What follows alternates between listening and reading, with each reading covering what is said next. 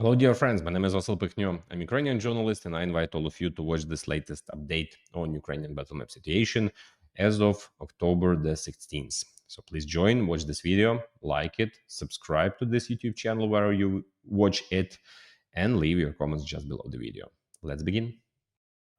So let's start with the Pokrovsk area, in the direction of the Pokrovsk-Dobropilya front, because here, in fact, yesterday on the 15th of October, there were reported, though not significant, advances by the Ukrainian armed forces in the area of Kucherevo Yar and the settlement of Novoshakove.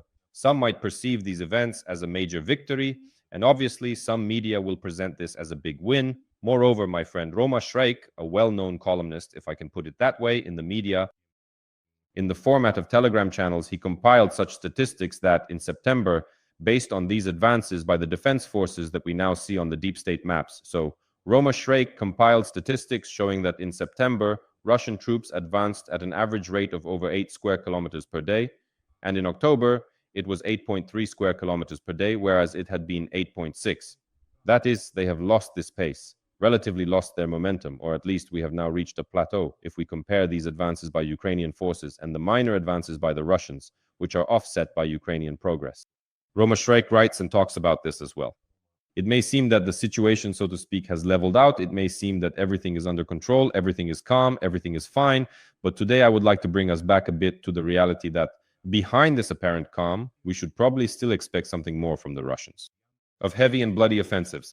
In particular, what has been happening recently in the Pokrovsk direction with the enemy's mechanized assaults is evidence of exactly such scenarios. The enemy feels the need to advance, to push through, and in Putin's view, it is possible for the Russian armed forces to press Ukraine because we really do have problematic areas.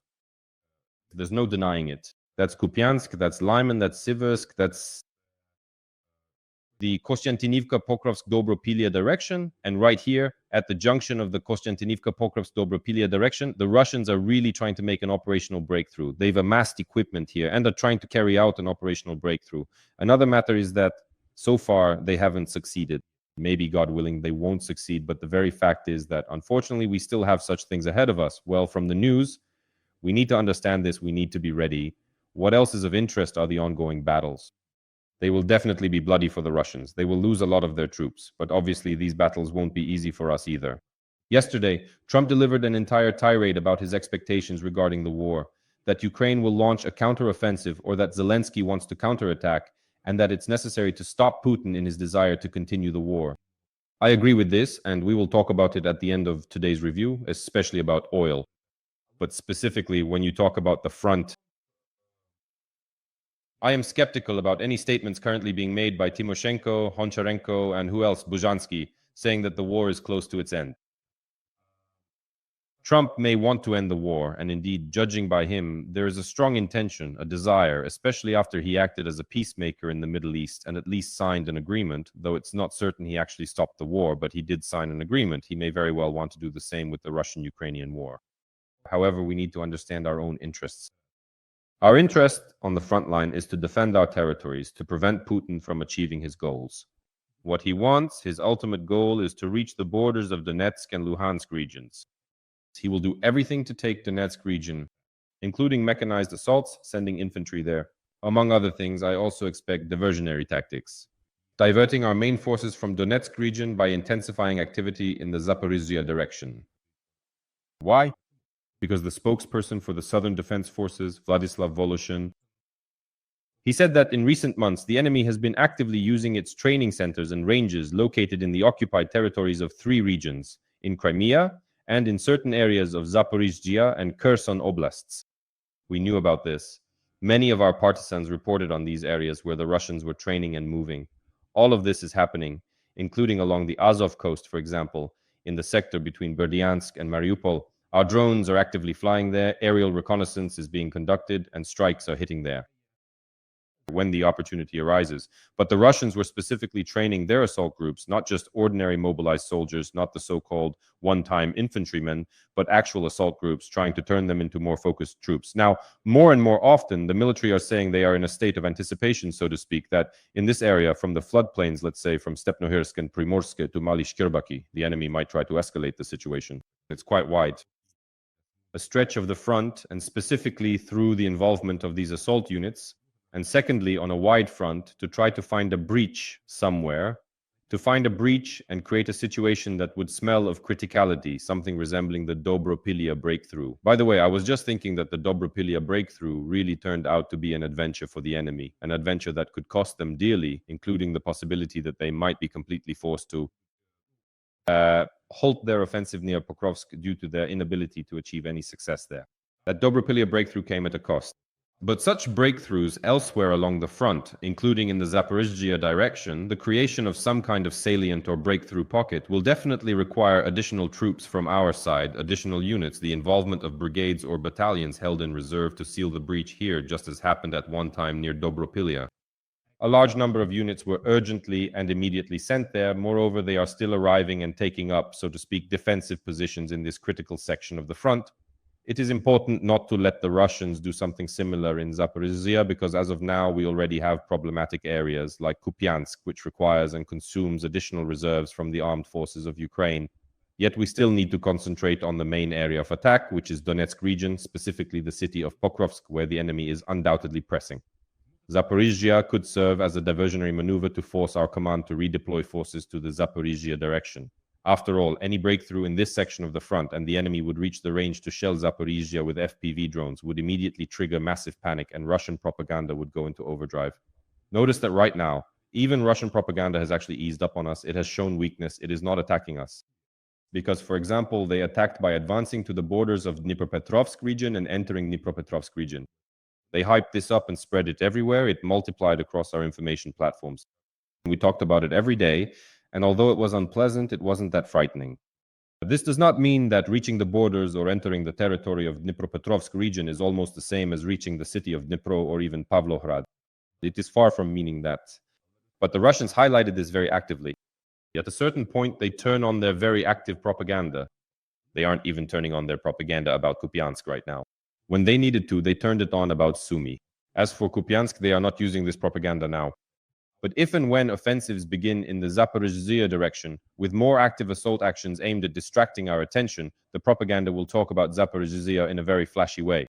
This is what I personally expect. I'm not a prophet, not an oracle, but, well, it's not even about my expertise, because I don't have such broad expertise, especially military, but I definitely have informational expertise, and I can sense this. We'll see if I'm right. That's why it's important not to allow a breakthrough of the front here. I think tomorrow I'll be able to talk in more detail about the situation we have in the Zaporizhzhia direction. And returning to the problematic areas of the front, I would still like to talk about Kupiansk today. Because regarding Kupiansk, yesterday in particular, a discussion started, not that it was unhealthy, but once again, a public debate about whether we will lose or not lose Kupiansk and what is actually there. The topic took off, so to speak, because it was raised by a fairly prominent figure in our information space, particularly in covering military actions. That person is Mariana Bezula.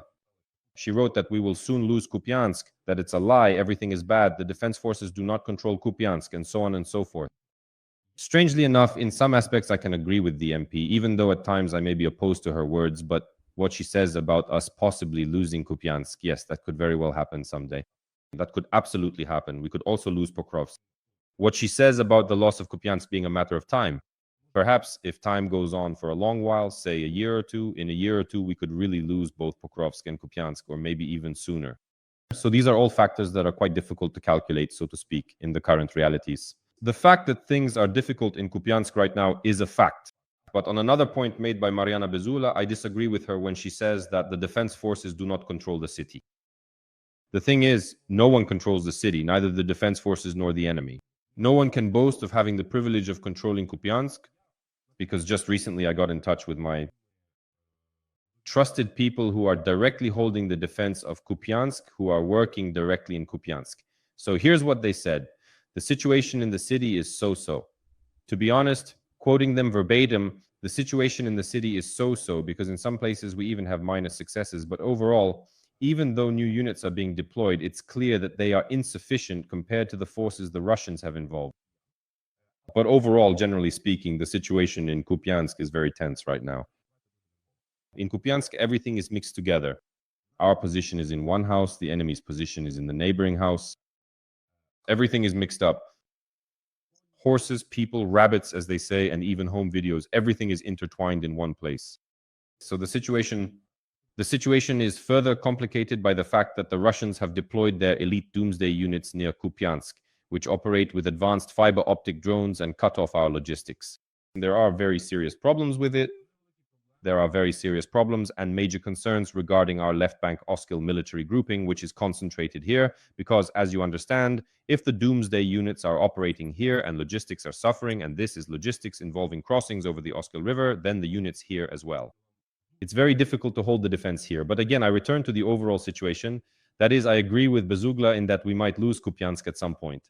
Where I disagree is in saying that the defense forces do not control it. This is only half the truth. No one can boast that they currently control Kupiansk, but overall, the situation is difficult. Still, who knows? If the enemy does not bring in some additional resources here now, then perhaps we will not be able to hold Kupiansk, or perhaps we will manage to hold Kupiansk and, in the Zaporizhzhia direction, prevent those breakthroughs. In that case, the main battle will take place in the Pokrovsk area. And there, for us, the scenario is clear. The format of combat is understandable. So right now, be 100% sure that no one can predict how and what will happen. The fact is that a serious game with reserves is beginning, or rather is already underway in such an active phase. That is a fact. And from this, a great deal will depend on several sections of the front: Kupiansk, Zaporizhzhia, and Pokrovsk. By the way, pay attention. Things are not as bad as they might seem, so let's not just start throwing ashes on our heads, as the saying goes.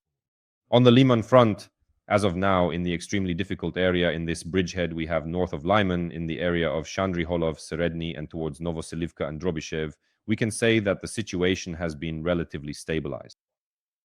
What does this mean? It means that the enemy is not advancing further inland. They are not pushing towards Lyman. Yes, they do have operational prospects, and these prospects are extremely dangerous for our Donetsk city of Lyman. But as of now, there is no intense enemy advance like there was before. Right now, this fire is being put out by the fighters of the 3rd Army Corps in particular. There are prospects, there are trends suggesting that they might be able to extinguish it, but again, everything will depend on... Well, and by the way, just like here, as well as here in Yampil, there are fires, but there is no entry of Russians into this settlement. These fires can be controlled as long as the Russians do not send additional reserves here. What will this depend on? Again, it will depend on successes in other directions, on the success of preparations and restraining the Russians and preventing them from creating critical situations, such as a potential breakthrough in the Zaporizhzhia region. So that's where the high expectations for Zaporizhzhia come from. That's what we need to pay attention to. And what should we do, right? What could our strategy be? It's not just about sitting back on the defensive. No, it's about striking oil refineries, because the experience of strikes on oil refineries is incredibly painful for the Russians. Here's an interesting map published by the economic analyst Stanimir Dobrev. He showed a map of the regions of the Russian Federation where, at least in the media, every voice matters. Join our community, support independent journalism, and help us bring you the truth from Ukraine. Become a member of Ukraine today. Join us now. there were reports about fuel shortages.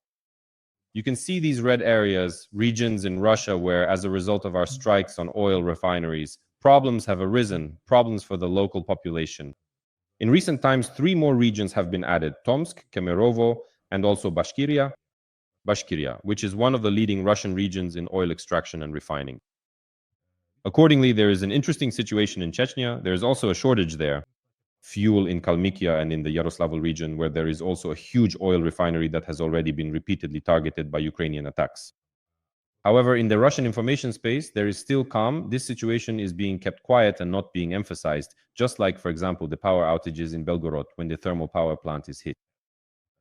That is why the Russians control this space very well.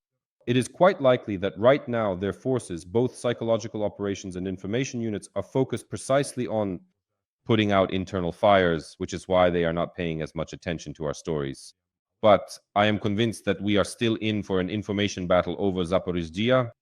In addition, to confirm the point about how painful the strikes on Russian oil refineries are, usually in the autumn period, the Russians would shut down their refineries for scheduled maintenance. Well, at least part of the capacity of these refineries would be closed for scheduled maintenance. But now the Russians have announced that they are not shutting down the refineries. They do not dare to send them for maintenance, even though this could lead to problems in the future, because there is already quite a significant shortage now. Trump yesterday, and now we'll turn to him. Trump yesterday claimed that he supposedly made a deal with India that they would not buy Russian oil. Do I believe this? Rather not. I wouldn't just take the American president at his word 100% right away. He says that Putin must be forced to stop the war, to stop killing Ukrainians and Russians. This can be done by economic means, and that's exactly what deep strikes are for. This is what Ukraine's defense forces are working on. That's our strategy. And at the front, we need to defend, create kill zones, and establish areas where the Russians won't be able to concentrate. It's very easy to say, but it's very difficult to accomplish. At the beginning, I tried to outline the general patterns and trends in today's review, which isn't very detailed in terms of the map, but rather focuses on the overall combat tendencies. I tried to provide a perspective on the events that are happening. Thank you for your attention, friends. Take care of yourselves. All the best.